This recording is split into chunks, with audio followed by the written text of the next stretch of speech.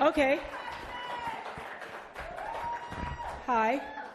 How does this work? Oh, you ask questions of me. Hi, Oprah. All right. Hello. Hi. Your speech tonight was so I'm right here. I know.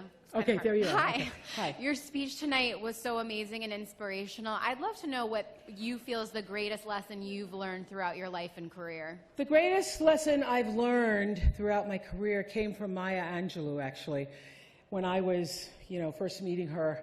And after I'd known her for a while, she said, baby, you need to know that when people show you who they are, you believe them the first time.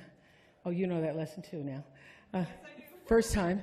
And your problem is it takes you 29 times to see the same lesson coming in a different skirt or wearing a different pair of pants. So I think that has been one of my greatest wisdom teachings, is to assess from people's behavior, their actions, not just towards me, but towards other people, who they are and how they behave, because if people talk about other people, they'll talk about you.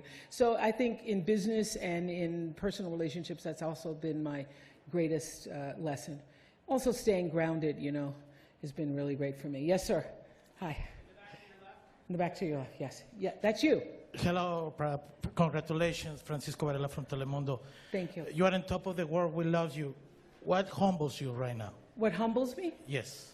This humbles me. When I first when they first called me and said they wanted me to accept this, I said, I shouldn't be the person to get the Cecil B. DeMille Award. You know why? I was working with Reese Witherspoon this past spring and winter, and I happened to just say in the makeup room one morning, I said, so how many movies have you done? She goes, oh, honey child, I don't know, it's been so many. And I then thought, I hope she doesn't ask me, because I think it's been 5.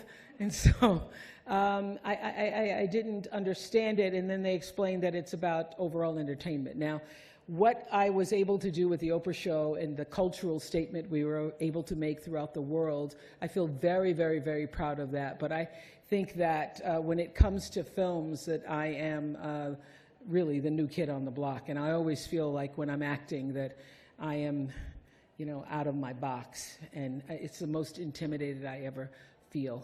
Mr. Goldvest, hello. Oprah. I'm curious what wisdom you could pass on to me and my friends were film school scholarship recipients of the Hollywood Foreign Press. Mm-hmm. I'm curious, what wisdom can you pass on to the future generation of people here in Hollywood that want to make movies? Well, the way to make movies is to do stuff that you love, because, for 25 years I worked on the Oprah show, and Stedman will tell you that there were nights that I came home and I almost, it was hard to even take off my clothes, because I knew I was going to be getting up 4 hours later. But I never really felt exhausted, I felt exhausted, but I never felt depleted. So do the work that comes straight from the soul of you, from your background, from stories that you've grown up with, from stories that bring you passion, from stories that you not just yearn to tell, but that if you don't tell them, they won't get told. And when you are operating, the single greatest wisdom I think I've ever received, other than when people show you who they are, is that the key to fulfillment, success, happiness, contentment in life is when you align your personality with what your soul actually came to do. I believe everybody has a soul and has, their own personal spiritual energy.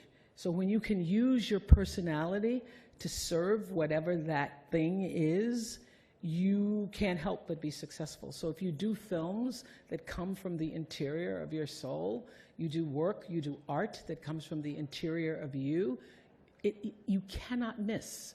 It's only when you're doing stuff that you think might make money, you think it may be a hit, or you think it may bring you some level of attention or success. That isn't what does it. I would have to say that all of the great, wonderful experiences of my life that have brought me to this moment have come from working from the interior of myself. And so that's why it feels so authentic, because it actually is. So when you do that, you'll win. Okay? Hi, Oprah. Hi. I'm right back here. Yeah, there you are. You always give such sage advice to everyone else, and I'm just curious, as you look over your life, what advice would you give to 7-year-old Oprah or 13-year-old Oprah about surviving as a woman in this world? 7, I was so sad. And at 7, all of my real love came from my teachers.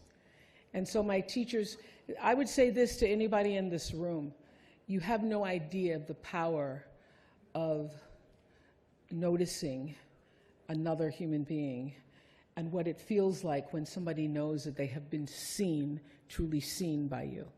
It is the greatest offering you can give. And all those years of the Oprah show, the greatest lesson I learned was that, you know, after every show, someone would say, invariably in one way or another, how was that? I'd finish an interview with a father who killed his twin daughters. I'd finish an interview with a politician, Barack Obama, Joe Biden, George Bush, Beyonce. They all say the same thing. How was that?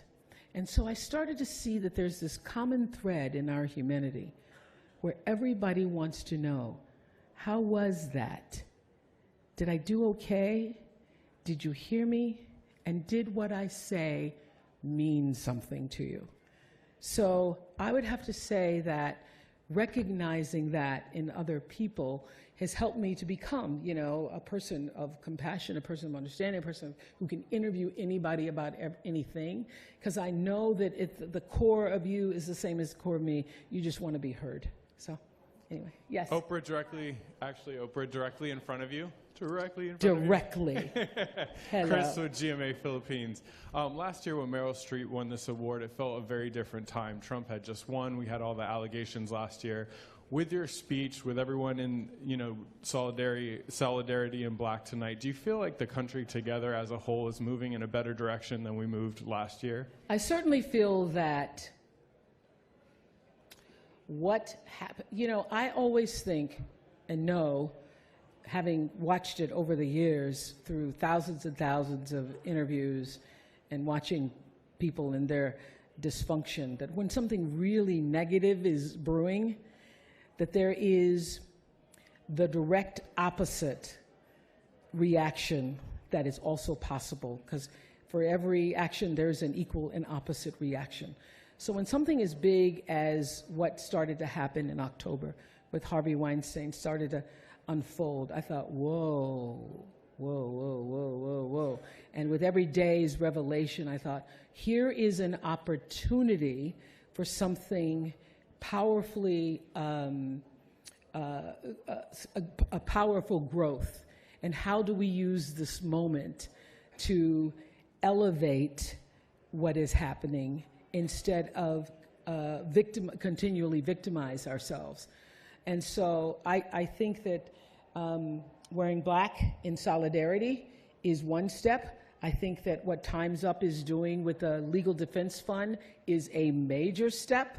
It was very important to all of us involved with Time's Up that it not just be about the women of Hollywood, because we're already a privileged group, but to extend to the women of the world, because as I said tonight, there isn't a culture, a race, a religion, a politic, a workplace that hasn't been affected by it.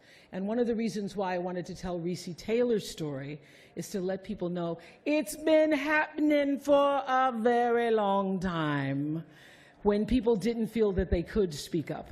And so there are so many women who've endured so much and remained silent and kept going because there was no other recourse. And now that we've all joined as one voice, I think that it feels like empowerment to those women who never had it. Thank you so much. Would love to spend an evening. Thank you all.